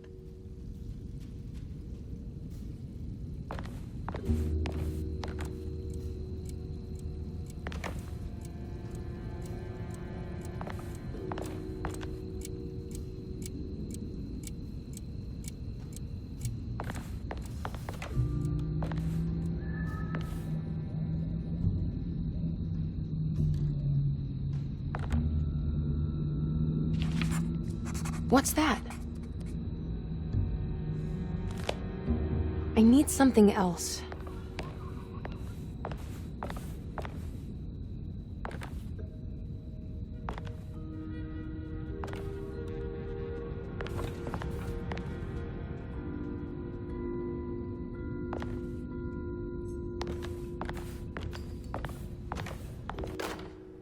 Miss Beauregard, I picked up your medicine at the post office today. As you understand, it needs to be administered by the orderlies for your safety. I have put the box in Lottie's room for now, and I'm sure she will find you as soon as possible. Mr. Waits.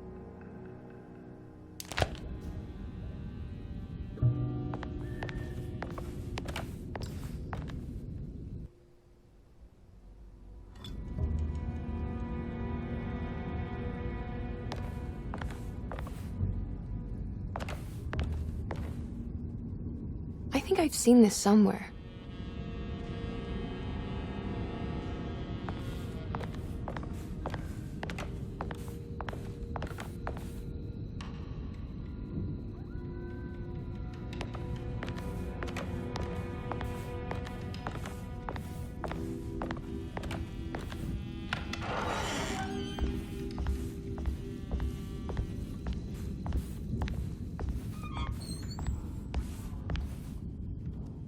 There's something missing.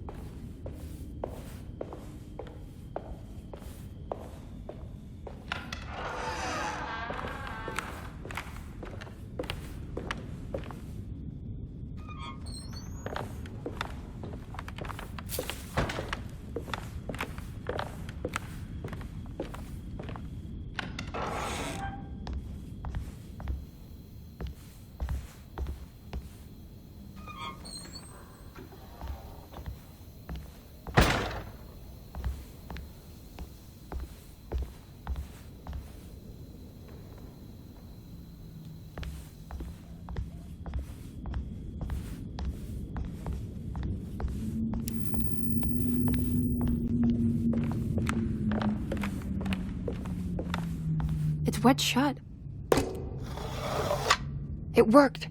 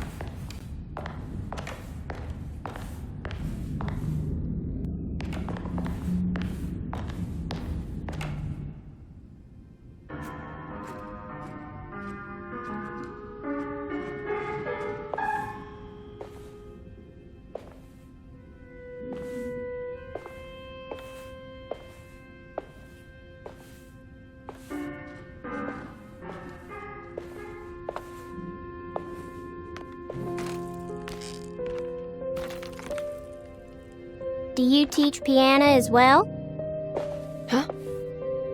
You're a governess. Did you teach those clawing Casino kids how to play the piano? How do you know about that? Just because grown-ups don't notice children doesn't mean we don't notice you. Yes. I taught them some piano. Are you any good at it? Not good enough to play a broken one. It fell from the attic. Brought half the ceiling down. It was Jeremy's fault, wasn't it? Nobody knows what happened, but you're not wrong.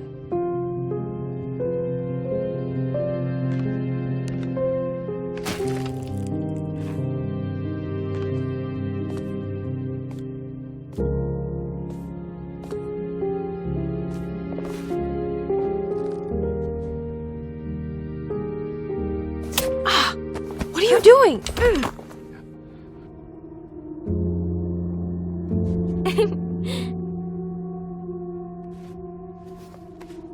I'm gonna go now. See you around.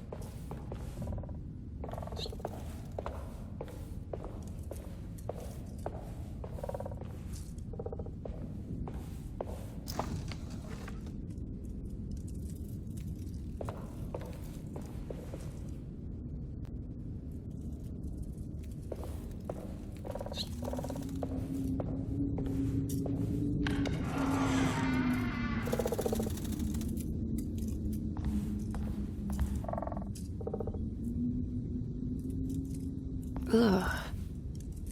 There's more of that unsettling rot.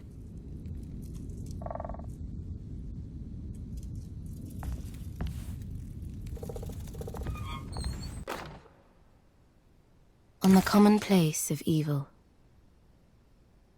there lies virtue and stark irreverence, careless thoughts of luminous indifference. But blame not the beast we once were, which science so often wished to refer. Not the wicked full of sin, it is you who stand and grin. All our good intentions aside, whereupon we build our pride. Sunless solitude, follow not this corrupting light. Prophets of confidence always crashes out of sight. Hear me, for we all bear this mark. Thus we must remain alone in the dark.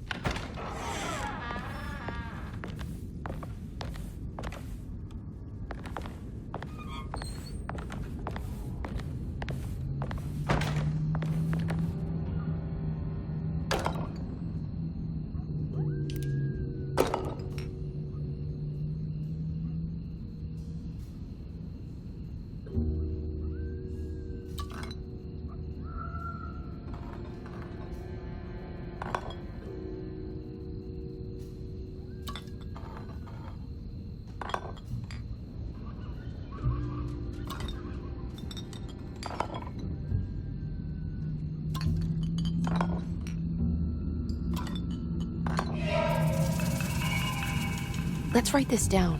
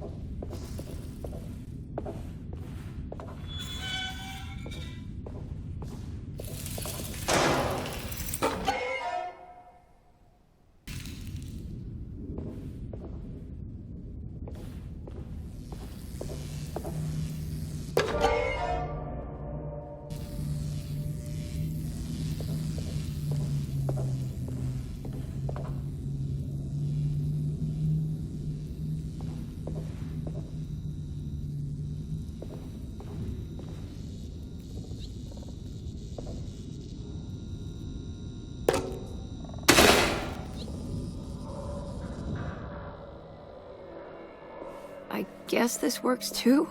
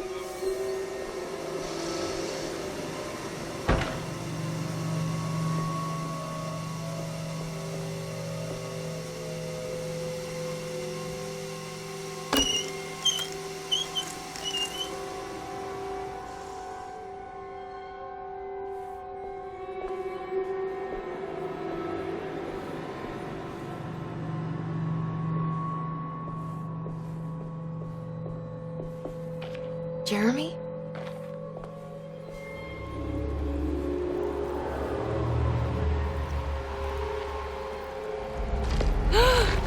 What the hell is that?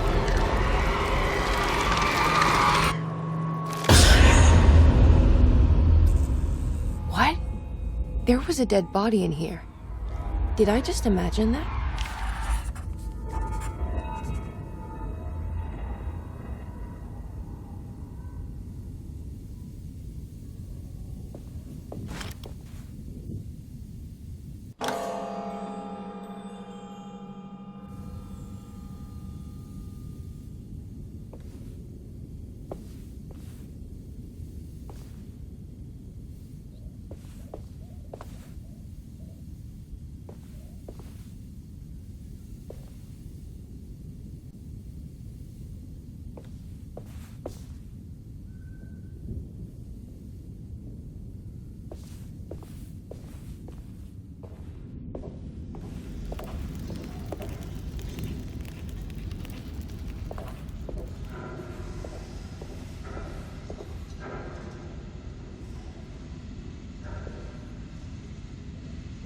It's another one of those plates for the talisman. It's also broken and missing some pieces.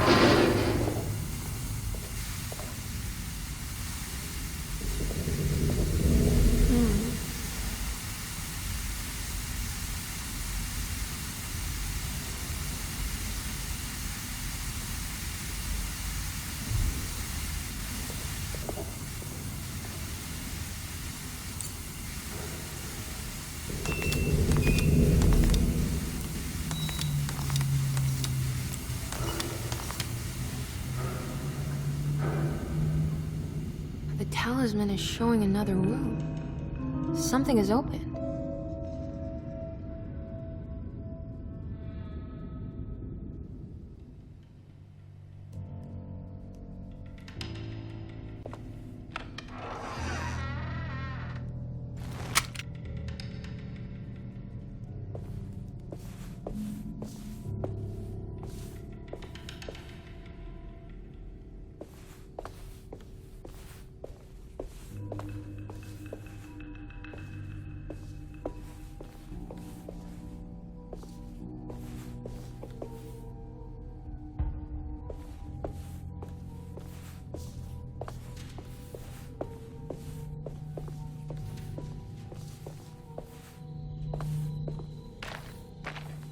It worked. I'm in another one of Jeremy's dreams.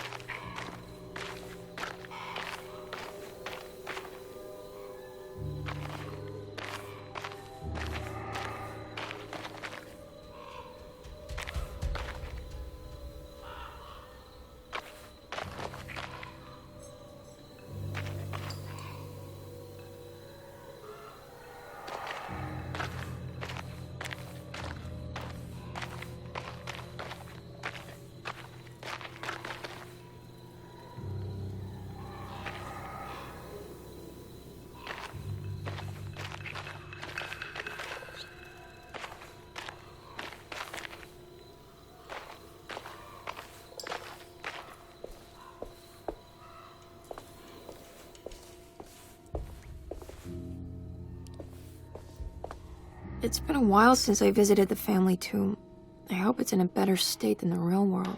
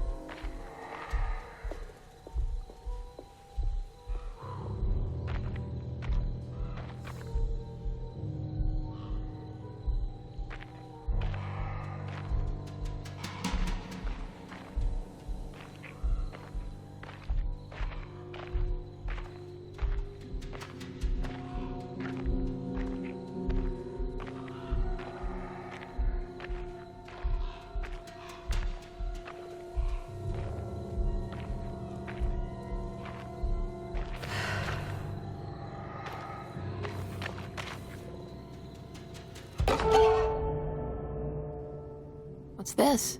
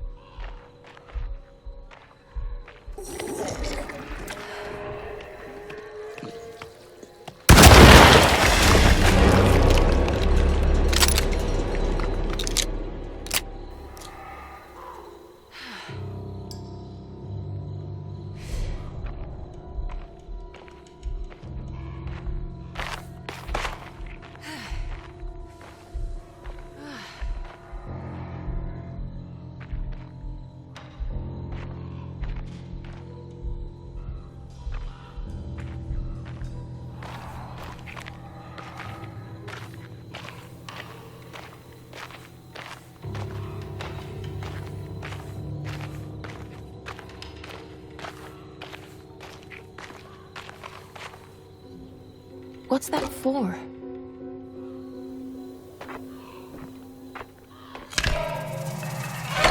There we go.